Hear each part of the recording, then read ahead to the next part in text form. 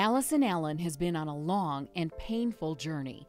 At 62, she manages rental properties, she's a wife, mother of two, and a heroin addict. I think if most people, you said to them, come up with a picture in your mind of a heroin addict, you would not be the picture. No. At all. No.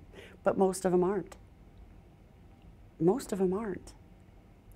I'm not the exception. I'm the rule. Allison's road to heroin addiction was paved with painkillers, prescribed after multiple back and hip surgeries and a lifetime of depression and undiagnosed bipolar disorder.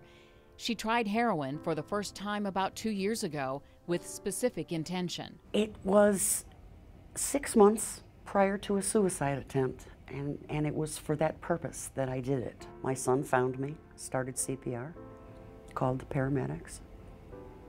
I was dead for 5 minutes. They brought me around with Narcan. The first thing I did was punch the paramedic. I was not happy. Wow. That's a bottom, isn't it? Oh yes.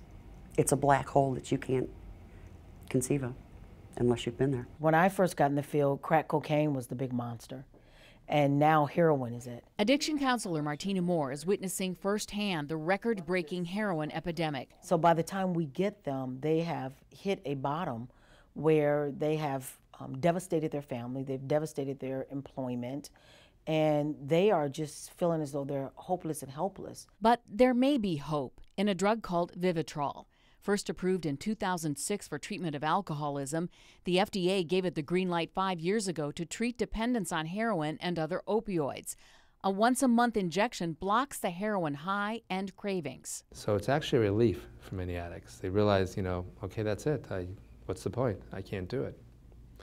And that allows them to concentrate on their rehabilitation, on their group therapy, on going to NA and AA, and think about being sober. More Counseling's Dr. Kevin Trangle also says most clients, like Allison, have mental health issues that drive their addiction. The great majority of these people have what we call a dual diagnosis. They have manic depressive disease, bipolar disease, major depression, anxiety disorders. It's probably 80% or more. Treating that mental illness is key, along with intensive counseling and education, and life changes.